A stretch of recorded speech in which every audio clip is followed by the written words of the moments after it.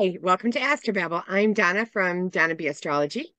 And I'm Lynda from Scallywag Astrology. And today we are going to be talking about the new moon in Taurus hmm with the horoscopes and the planetary aspects that will be coming for the next 2 weeks. hmm And Donna, do you have some information about the moon mansion for this new moon? That's right, I do. The moon mansion is at the fifth mansion, and I am getting my information from The Mansions of the Moon by Christopher Warnock. And it is the mansion that is called the White Spot.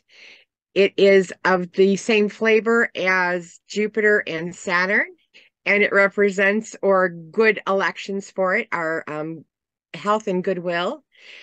It's good for thought and mind. It's good for travel over land as well as water. It is good to improve buildings. It is good for marriage, yet it does destroy friendships and alliances. So be Oh, careful around those relationships if that is important to you. interesting.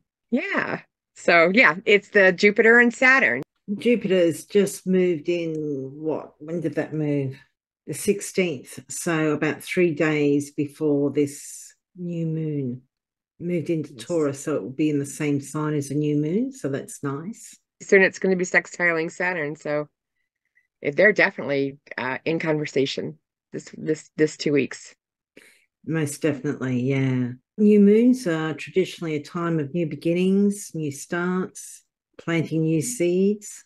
This new moon does has me a little bit worried though, with that T square between Jupiter at 0 degrees of Taurus, Pluto at 0 degrees of Aquarius, and Mars is at 29 degrees of Cancer, soon to go into Leo I think it's the next day. I think it's almost 24 hours later. Yeah. A lot of planets at Taurus, so that's solid, reliable, dependable energy at this new moon. We've got Jupiter newly moved in there. We've got Mercury, which is still within its shadow period, but at least it's not retrograde. Uranus, which has been in there for a number of years, and then the new moon. So, kind of an interesting energy. Does seem very like something's going to happen. It does seem like it seems like all the weight is, one side of the chart. Yeah, very much so.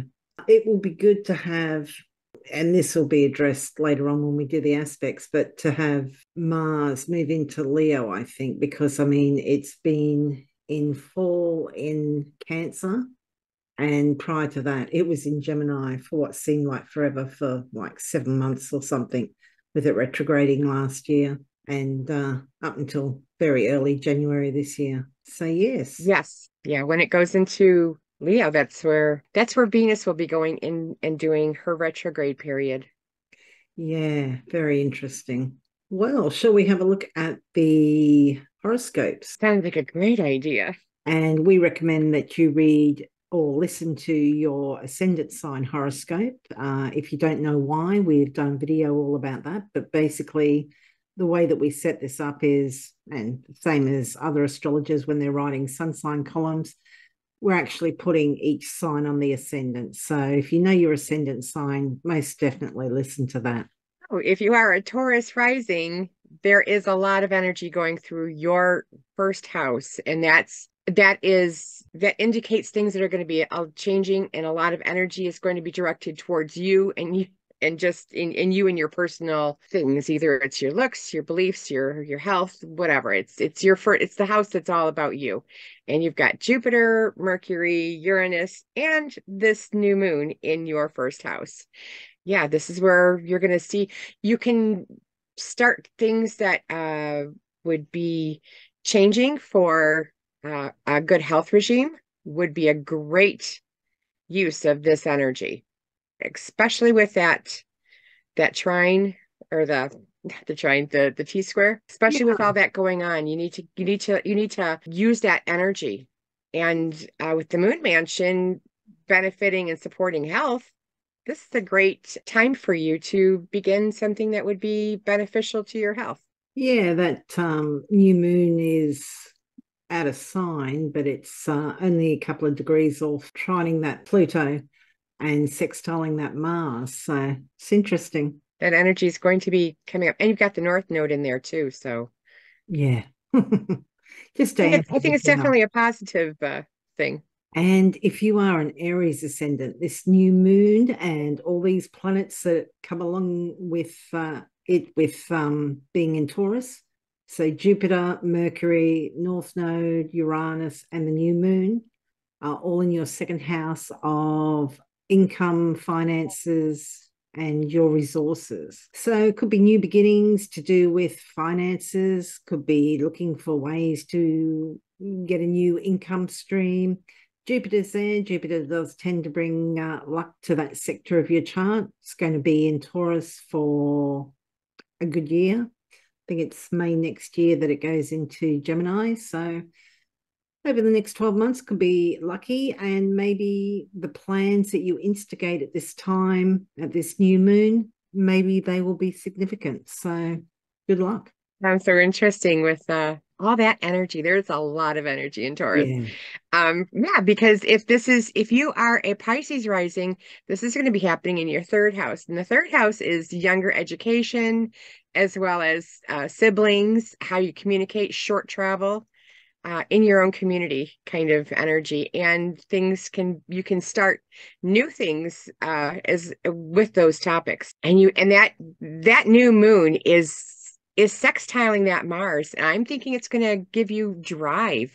I mean, it's not a perfect sextile, but it's darn close. It's within a degree. So Yeah. it's within a degree in a minute. So it's very close. Yeah.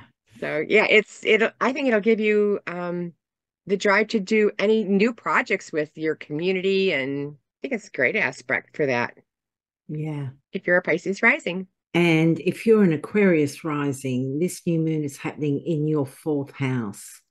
The fourth house is our parents, home, living conditions, real estate matters.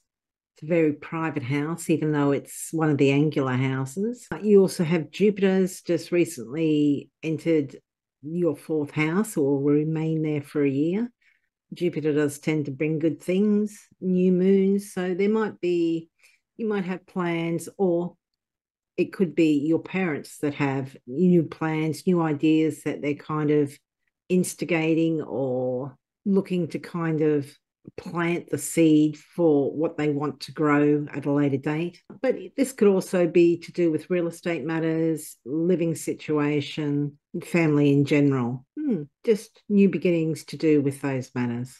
Really cool. And you got that Pluto right in your first house. So you are definitely noticing some changes for sure. And if you are a Capricorn rising, this all this energy is planted right there in your house of creativity and your house of children as well. This is the house that you can begin those new projects of anything creative. I know we had this week we have because we're taping this on Wednesday morning. So I know there's a lot of creative energy coming this week. So this is perfect for those creative endeavors that you're trying to do. And with the moon mansion and improved buildings, it does speak a lot of that kind of energy to just start something new. It's especially creative. Yeah. And if you are a Sagittarius ascendant, this new moon is in your sixth house. The sixth house is associated with illness. It's also those that work for us, service to others. So this includes people that work in fields such as medicine, doctors, nurses, first responders, police, firemen, or fire people, and pets. So we do have Jupiter here, which is an expansive influence, also tends to be lucky. Maybe there's a new pet coming in. Maybe you've been thinking about getting a new pet. Maybe there is new beginnings to do with work colleagues or people. If you're an employer, perhaps you're employing more people or taking on new employees. Yeah, so new beginnings to do with those topics. Unfortunately, it does include illness as well. If there's any Health issues, obviously, get them checked out. Jupiter is benefic. I just don't like its expansive qualities in this house. Maybe over the next year, you might want to watch your weight, but new beginnings to do with illness, employees, those you work with, and pets, or service to others. And because it's in the house of illness and those kinds of things, it's a great time to start up a new health regime that would be healthy for you as well. And if you are a Scorpio rising, this is going to happen in your house of the other. This is the house where you have committed relationships with it. And it doesn't have to be like a romantic partner. It can be a business partner. It can be a doctor, a hairdresser, anybody who you would make an appointment with or would be committed to see. This is the house where that is. And so all those new projects are are about to happen. You have the energy to start something new with them, or a new relationship to, totally. So if you meet a new person, it very well might be a committed relationship. It's the new moon, and that's the new moon does. It brings in the new things. So in committed relationships, that's where it'll be if you are a Scorpio rising. And if you are a Libra rising, this new moon is happening in your 8th house. The 8th house is other people's money. So this can include things such as inheritances, loans, debts, taxes, insurance. It's also the partner's income. So with Jupiter just moving into this house, this could be quite beneficial. Jupiter is a benefic, so it's considered lucky. It is expansive, so it could be that there's money through others coming to you over the next year. There's new beginnings to do with others. So this could be signing an agreement with a business partner, could be signing a loan. This could be applying for a loan. This could be a new taxation matter. Hopefully not too negative. Jupiter is there. It is new beginnings. It does have a trine from Pluto and that sextile to Mars. So yeah, new beginnings to do with shared finances and resources. Wonderful. And if you are a Virgo rising, this is going to be happening in your 9th house. And that's the house that signifies higher education as well as philosophy, the esoteric subjects, the law, publishing. So if you are starting to start a book, this would be a great time to start that or get it started to get published. This is where the 9th house is for you if you are a Virgo rising. And if you are a Leo ascendant, this new moon is happening in your 10th house of career and public reputation. So there could be new beginnings to do with authority figures, bosses, or it could be a new career, new job, or it could be perhaps more responsibility at work, maybe a new project or something similar. Jupiter has recently moved into your 10th house, hopefully bringing really good things because Jupiter is benefic. It's considered to bring good things.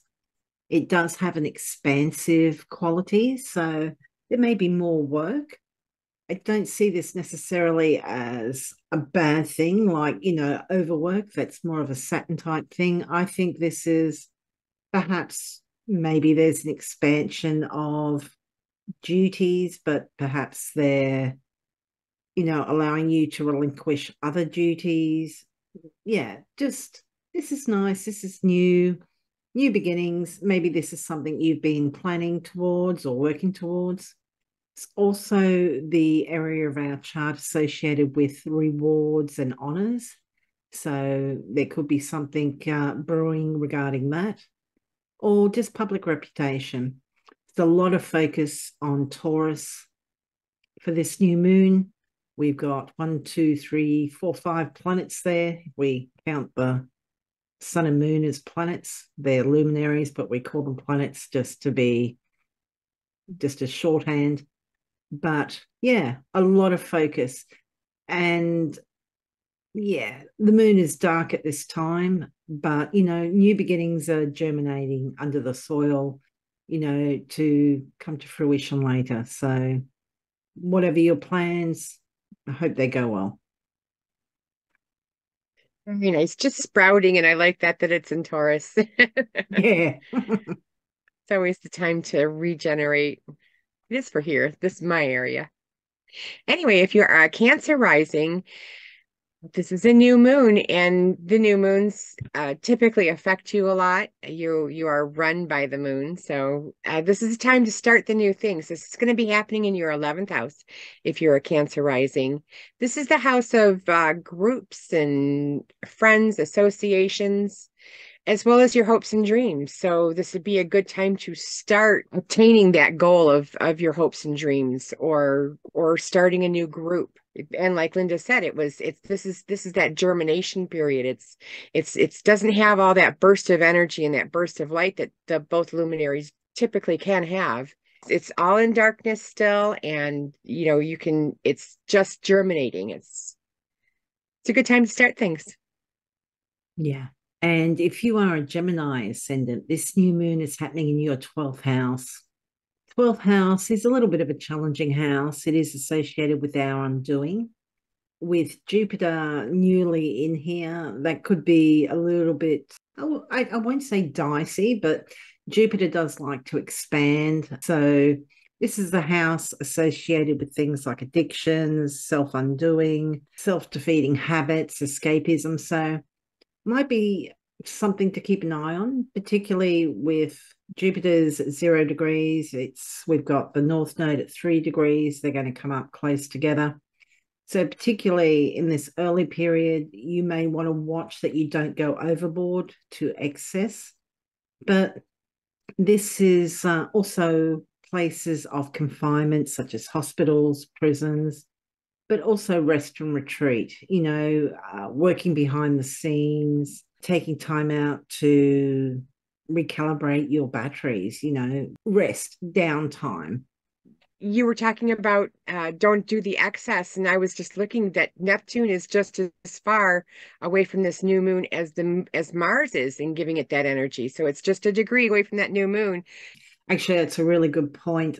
Even though it's a sextile, when the outers have the outers just kind of, it just makes it easier for Neptune to kind of blur those boundaries. And Neptune is known to do with things like drugs and alcohol, and it's a hazy kind of can't see type planet. So disorientating. Yeah, particularly with Jupiter, it can go overboard. It's coming up to conjoin or conjunct the North Node, which increases, I'd say, particularly this first week. Just watch you don't go overboard. Moderation in all things, perhaps, if you're a Gemini ascendant, in particular, because it is happening in your 12th house. This is going to be happening in every sign. Every ascendant sign is going to have this happening. But in your particular house, because this is all about the house of your undoing, it can be a little bit challenging. A lot of people do believe the 12th house is quite a spiritual house with that sextile to Neptune. For some people, this might be a very idealistic, very altruistic, maybe getting associated with things like a charity, maybe something connected to hospitals, prisons, that sort of thing. It's not like everybody who's a Gemini ascendant is going to have to end up in rehab or anything, but just it's something to be aware of. Yes. And these energies that we were talking about with the new moon, the energy stays with you for the entire lunation cycle, and that is until the full moon. So that these types of energies will be prominent for the next 2 weeks. It's not just that day; it's for the whole 2 weeks. And when you're working with the lunations, Yeah. which for the new moon, that's what it is. It's a lunation. Yeah. Some people say too that things what's the word, initiated or germinated or planted at the new moon can kind of come to fruition at the full moon in the same sign. So that would be the full moon in Taurus, which will be probably November. November, yeah, Yeah. probably November. What's that, 6 months? May, 5, 6, yeah, November sometime. It's not going to be for everyone. And these are all very general horoscopes. Obviously, it all depends on your natal chart as well. So if you're listening to this, try not to be like, oh my God, it's, this is just a caution. It's a good day to journal. So at least you know if you are running into energies that kind of are ringing around to a lot like what was going on now in Mm. November, you'll go, oh, that's where that's coming from. I had just run into that recently, and I was like, wow, that is really cool Oh, that it does. So if you just journal, just jot down, like, went to a restaurant in a new town or whatever. I mean, you could end up buying a house in that town 6 months from now. It's really kind of cool. very cool. Well, Donna, have you got a stone I for us? do. And this stone is called a moss agate. It's green. It's green with whiting. It's green with or clear inclusions with green with it's clear with white inclusions. It is a type of chalcedony. And that has a Mohs hardness of 6.5 to 7. Here's a tinier one. It's basically a green stone. Has some clear spots in it. It's a microcrystalline type of crystal system. Trigonal, which is another one. It's a lot of the quartz, so it's nice and hard. It's about a 6.5 to 7. So that's nice about it. And I do have it is can be found in Panama, the UK, the Netherlands, Armenia, Kazakhstan, British Columbia, as well as the United States, Australia as well, and Russia. So it's a type of dendritic agate. It gets the green from green hornblende or chlorite. So that's where the green comes from. And it can have red inclusions because that's where it might have iron in it as well. So that will be that's what gives it that sometimes that red color, a little bit of red color in it. They're just like spots. But yeah, that's where that comes from. And I use it for health. It's great for the let's see, 1, 2, 3, fourth chakra. It's good for growing things. It's good for gardening if you are a gardener. That's kind of why I picked with the Taurus new moon. If you're a gardener, this is a great stone to use for that, with that, and helps things grow. So that is the moss agate. I remember you saying in the past that green stones, you have to be very careful with them because they can not expand, what's the word? Increase. Things that you don't want to grow, like cancers. Which is really interesting because Jupiter has just ingressed into Taurus too. So yeah, I like the picking of that stone. Very nice.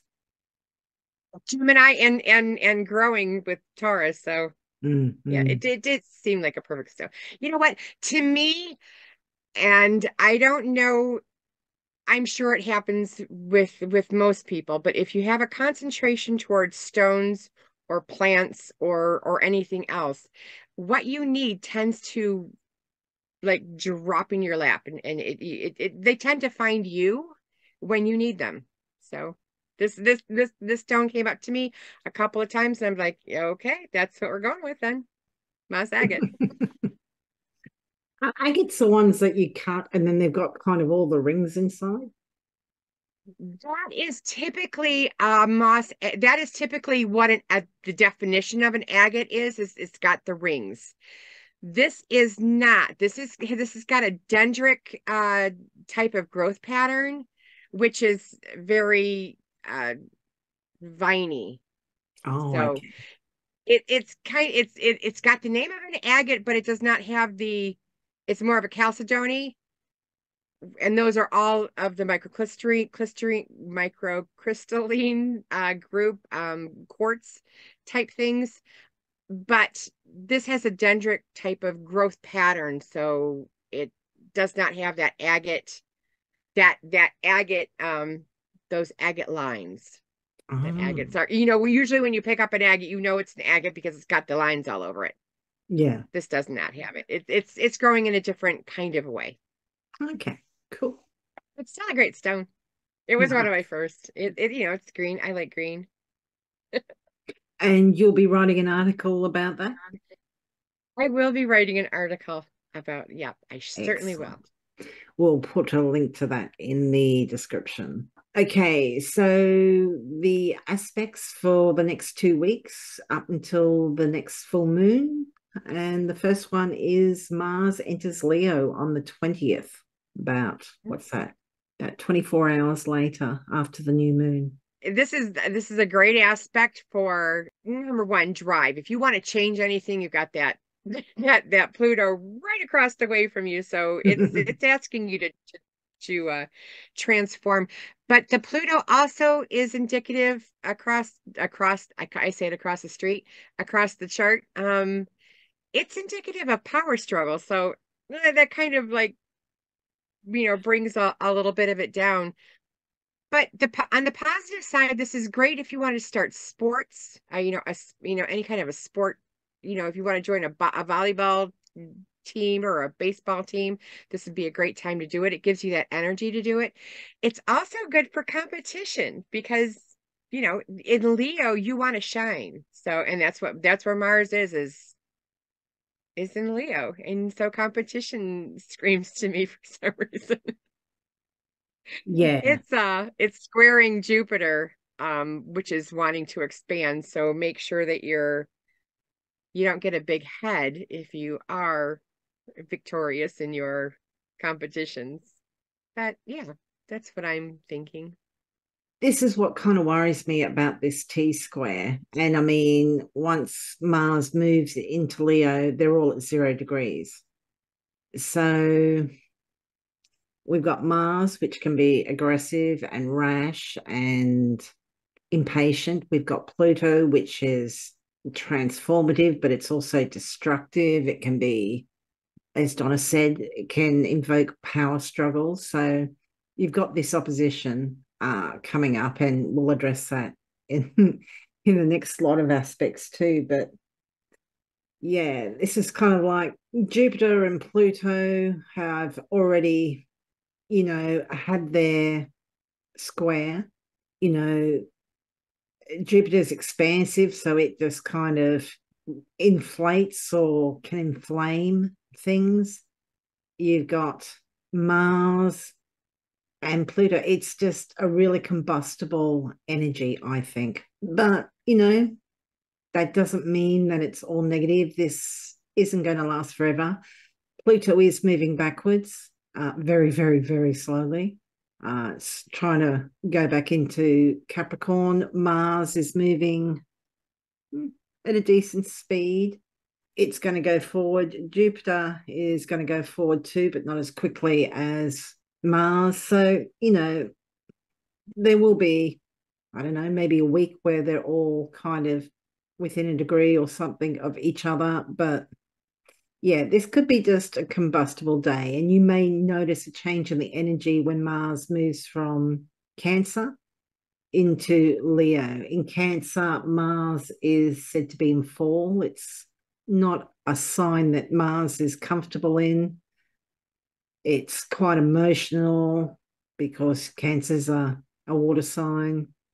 It's not frightened to come up and kind of, I want to say shove you, because I mean, I can't really imagine Cancer doing that, but it is a cardinal sign, so they will take the initiative. Yeah, this is a fixed sign though. Leo's fixed, so that anger can be more just there. I'm thinking grudge rather than, say what you like about the cardinal signs. It's kind of quick and it's done.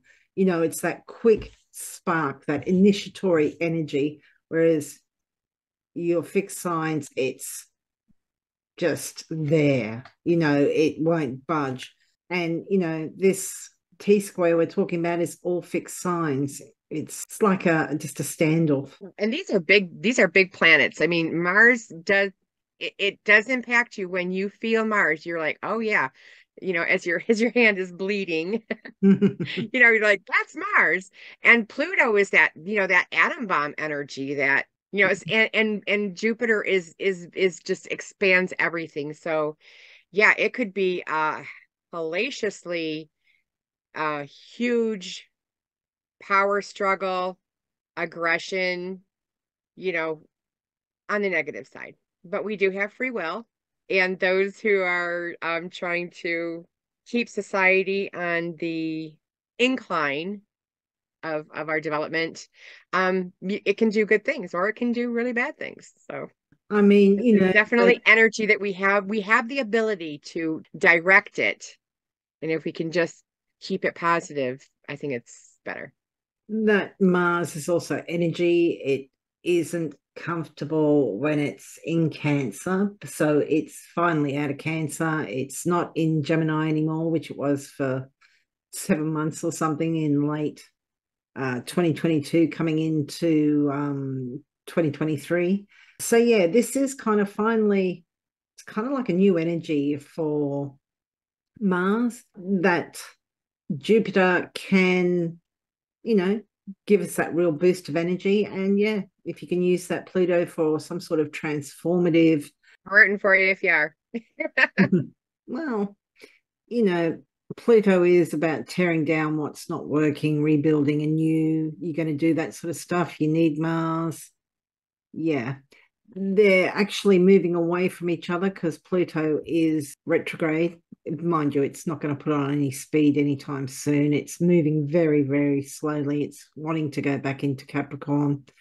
Mars at the same time is moving forward, so it's going to start plowing through Leo. I was just looking at the speed of Pluto, and it's going at minus 221% Yeah. of what it normally does. So going super, super slow. Normally, like if Pluto was moving in direct motion, Mars would, move on quickly from this, but Pluto's moving backwards too. So they're trying to get away from each other, which is probably a good thing. Mind you, Mars is moving They up. wouldn't want to hang out for too long. Mars is heading up to parlay with Jupiter in a square. So hope for the best, plan for the worst. And then the sun enters Gemini. And as I have always said, every time a planet or a luminary moves into, well, not necessarily a luminary like the moon, but whenever the sun moves signs, it's a good day to journal. It's a big event. It's happy birthday to all the Gemini. It's your season, so happy birthday to those people. I think the sun likes being in Gemini. It's a fast mover. The sun is a fast mover. I think it has a lot of affinity with Mercury, although Mercury can't see it. Sextiling the Mars now in a trine with Pluto, so it's feeding both of those energies some energy. So those might be a little bit more prominent as well. Yeah, I think this is actually helpful, and it may actually be helpful even before it changes signs, just as it's at the final degrees of Taurus. Maybe somewhere for that Mars-Pluto opposition to actually kind of feed into. Maybe whatever house has Gemini in it might actually benefit from this Mars-Pluto. But wherever the sun is, it does tend to shine a light on. So wherever Gemini is in your chart, over the next month, there should be more of a focus on that house. I like that. Good for energy. Oh, I think I was mentioning this before, the sun trine Pluto. So yeah, the sun is going to be offering those planets that it trines energy. Yeah. And if you have things like Lynda was saying earlier, this is a good time. If you have things that in your life are not working, this is a good time to kick it out of your life and bring in. If you don't get rid of the old stuff that's not working, you don't have room in your life for the new stuff that is working. So it's a good time to reassess what is working and what's not, and take appropriate action. Yeah, that Pluto is associated with power dynamics, and that with the trine, we would hope that this is kind of, what's the word, useful, not too negative. It is transiting. I mean, if Pluto was trining your natal sun, that might be a little bit more worrying. But yeah, this transformative energy, you've got the sun also trying to Mars, which is action, energy, drive, ambition. This could be helpful. This could be a day where you kind of like, you know what? I want to do this. I want to change this. And yeah, you've got the energy, you've got the transformative energy. I think it would be very interesting to see what's happening with Gemini in people's charts. But yeah, this is hopefully quite positive. You know, Pluto trine Sun can give you a feeling of like being kind of in control, you know, a bit powerful. You know, as long as you don't let that go to your head, it should be fine. You've got that Mars to, you know, actually do something. You know, it's very easy to think, oh, I should do this, I should do that, you know, this would improve my life somewhat, blah blah blah. This is okay, well, let's do it. That Mars is newly in Leo, it's ready to act. So the next aspect, as Lynda said, Sun sextile Mars. And yeah, that gives you that, I think, is the energy that Mars needs to fulfill those goals that you are setting to, that you need that drive for. Yeah, Sun is kind of ourselves, Mars is that actual action. You know, this is, I always think of walking the walk, not just talking the talk. You know, you want to do something and you just go out and do it. Sometimes, you know, it's so easy to get distracted or just kind of procrastinate. This is like, nope, jump up and do it. This is a nice active energy. Yeah, I was going to say that's active with the sun in Gemini. It's Very nice. definitely a sign that moves. Very nice. And then Mars is going to square Jupiter.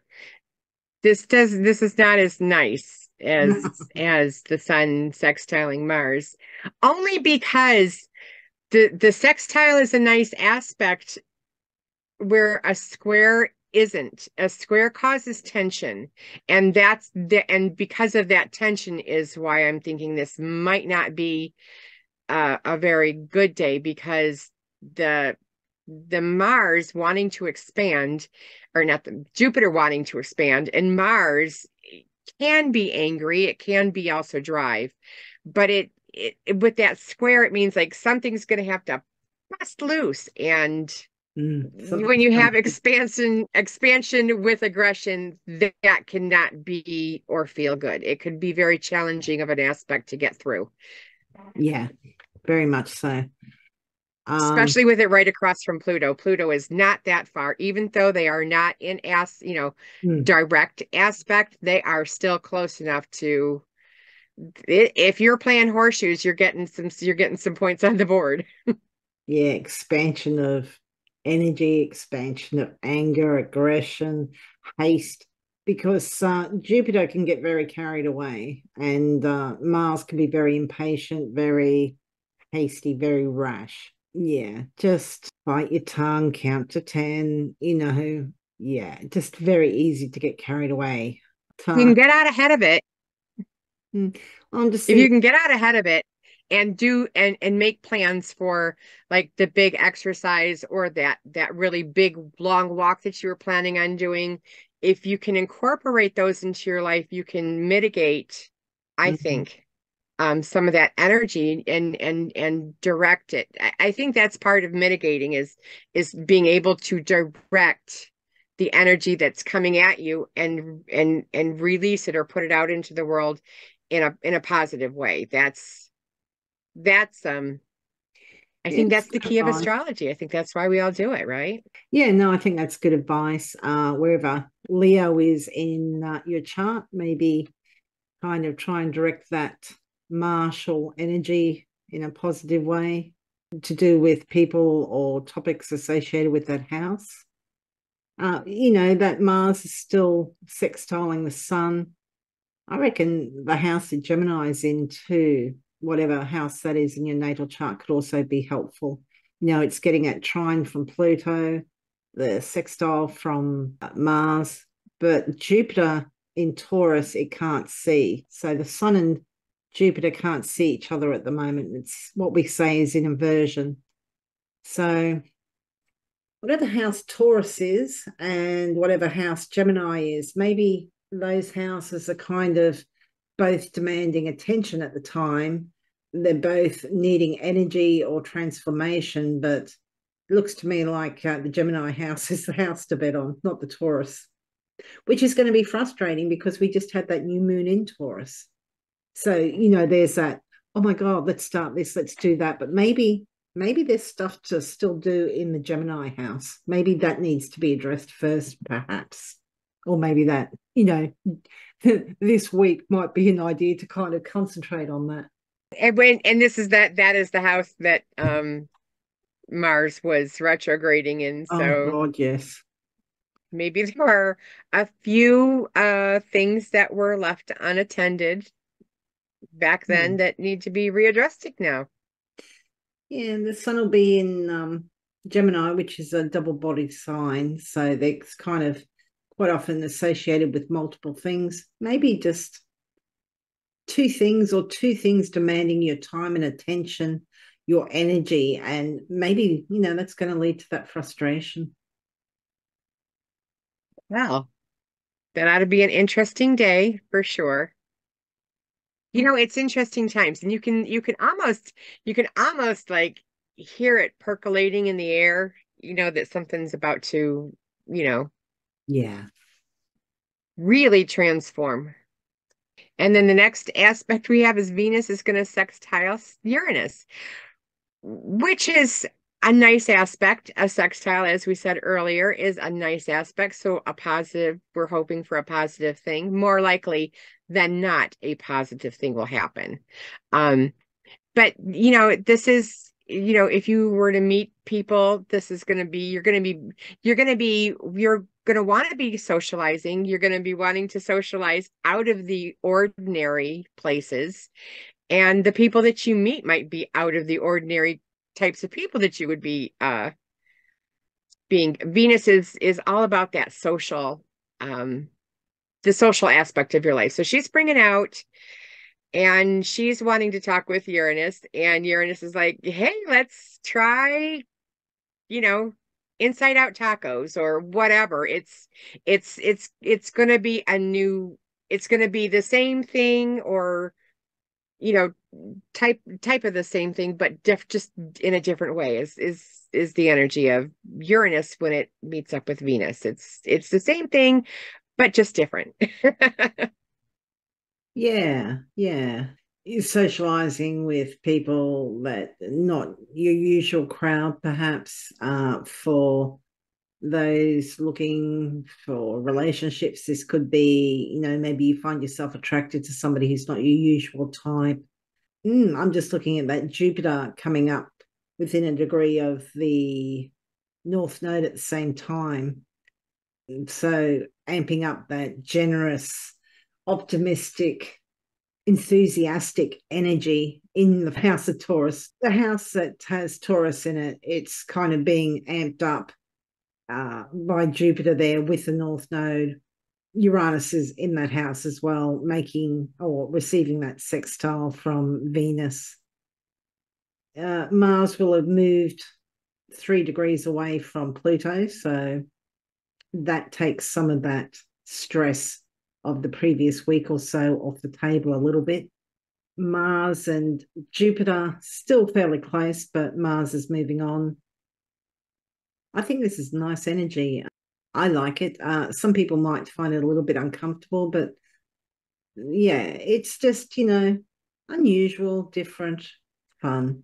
Love affairs, at this time might not be very stable. They might be a little bit erratic. More, this is a holiday fling rather than a solid, the love of your life type thing. Not to say that it couldn't happen. Very cool. But yeah, Uranus does tend to be unpredictable. So, and it may be sudden and quick, That's why I always think of a holiday fling with these two. And it's nice because, you don't know what you need to transform out of your life if you don't experience new things. And that's what Uranus does. It brings in new things. So Yeah, yeah. Just whatever's happening in Taurus for these couple of weeks is just, yeah, what going on in Taurus. definitely helps out that new moon theme we were coming up with at the Yeah, beginning of this. yeah, a lot it, going it, it on. plays right into that same character. So yeah, the sun squares Saturn. Mm. This is definitely a restrictive day. The sun is your vitality. Saturn is what keeps you um pinned Grounded. down or Mm. grounded is would be another way to describe that. Not a good day to set priorities, and it's also a good day to make sure that you don't pick fights with other people and try to, the agitation might be coming from within. And so if when you're with other people, if you express that, it could come back at you. It could bring up barriers that weren't really ever intended. And those could have been like self-proclaiming, prophecies that you put out into the world yourself. Try to hold back on those because they may not be what everybody else is thinking. It could be just more of an internal thing. Yeah, yeah. That's something I never thought of. But yeah, being hard on yourself with the sun and Saturn. Yeah, I always kind of think of it as more kind of depressive, like, you've had that fun time, you just had that Venus Uranus, and, Jupiter was amped up with the North Node, and it's just like, yeah. And then you had all that action with Mars and Pluto. It's a lot of stress. And then, it all kind of like all that tension, all that stuff moves. And then it's just kind of like, back to reality. And not that all those things were necessarily fun, particularly that T square, but this is kind of like once all that pressure's off, it's kind of like, okay, yep, okay, what fell by the wayside while all that was going on? What needs to be picked up and dealt with again? This is just the normal everyday stuff you got to deal with: responsibilities, limitations, restrictions, delays. Saturn is just the grind. And, that can be, sometimes that's like, yep, well, that's just part of life. You got to do it, da, da, da.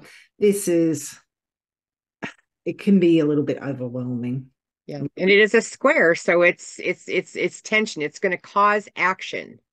And that's you want that action to be more positive than not. And Yeah.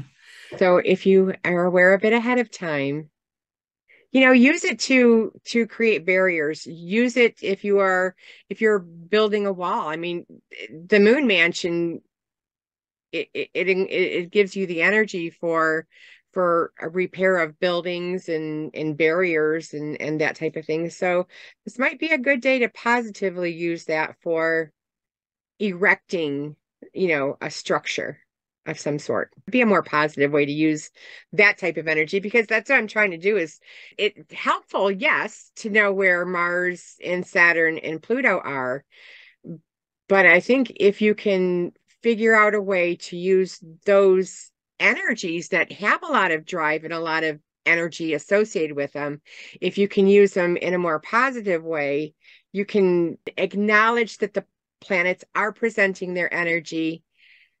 You just want to do it in a positive way. That's where free will comes from. So that's why I'm trying to always think of the positive way to spin these things, because it can be a lot of negative energy, and the tensions and the squares do create, that action that the planets are trying to get us to do. And if we just constantly try to focus on what would be a how can we use this available energy, because it's sitting in our hands. We can't just sit there with this glowing ball in our hands. We have to release it into the world some way. And if you can get ahead of it and say, oh, okay, this is a good day to like build the four corners of this building, then do that. I mean, that's what Mars is and Saturn are asking you to do, and with the sun, it just is asking you to use these things, and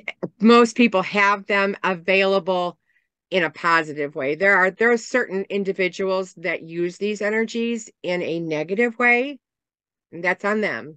But if you know them ahead of time, they don't hurt you as badly if you can manifest them into a more positive way, is what I'm trying to say.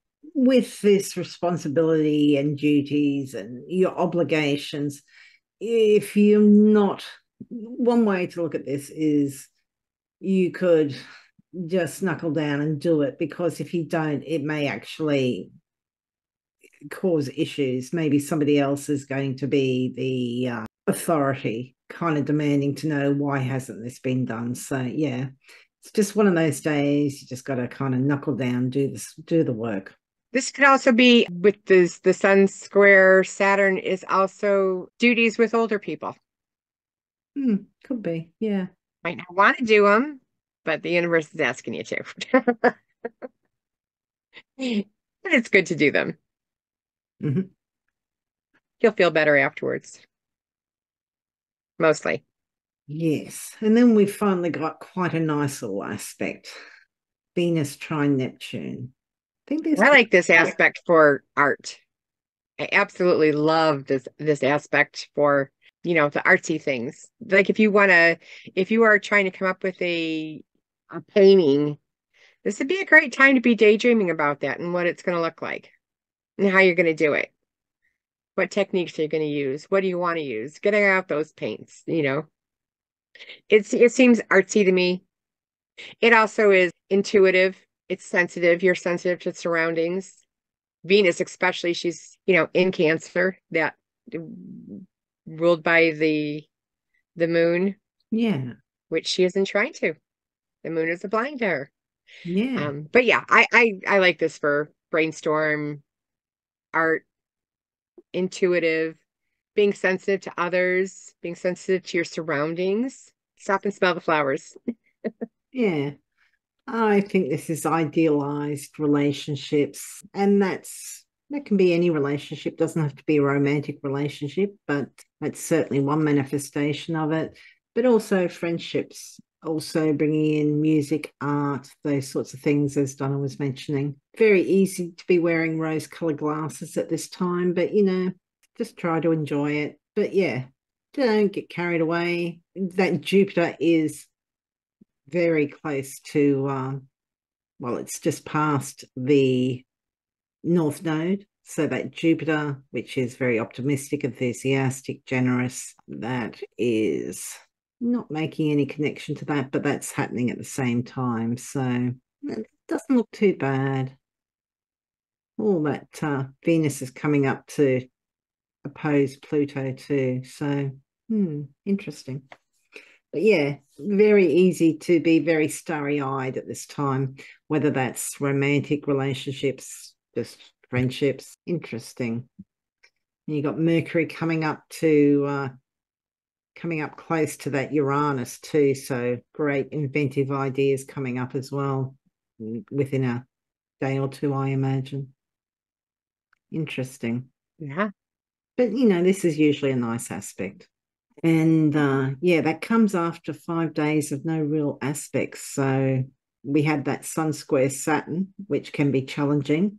And then, maybe we got all our work done and now we're actually having some fun. A glass of wine with girlfriends, right? Neptune, Venus. And then we one glass of wine. This is Neptune we're talking about. Plus Jupiter's with the North Node. I think it's going to be more than one. Yeah, and then we've got the full moon in Sagittarius. So that will be on the 3rd of June. Oh, actually, so be 4th in Australia. Jupiter can't see the moon, which is unfortunate. Or the sun. Yeah. 13 degrees. Not making any super close aspects. Seems like less energy than this new moon. seems a little bit less energy. Oh, yeah, yeah. I mean, Mars has moved 8 degrees away from that opposition with Pluto. Jupiter's 4 degrees away from Pluto square, and Mars has moved 4 degrees away from its square with Jupiter. A lot of that tension should have alleviated by then. Sag is a sign that's kind of pretty cruisy usually. This is just, I think this is kind of like a bit of a respite, which is nice because that's a lot of tension in that previous 2 week period. So definitely something that you can look forward to with the full moon. It's a time to rest, but right now not. There's a Yes. bit to do still. Mhm. And Donna, where can people find you and what services are you offering? You can find me at donnabastrology.com. That's my website, and I offer um, natal readings, year in advance readings, the horary, electional, and as well, I work with crystal healing. So it's um, you can get on to me and get a hold of me with through my I have contact information on my website. So Lynda, thanks so much for indulging me. I know I interrupted you several times. I'm so sorry. That's okay.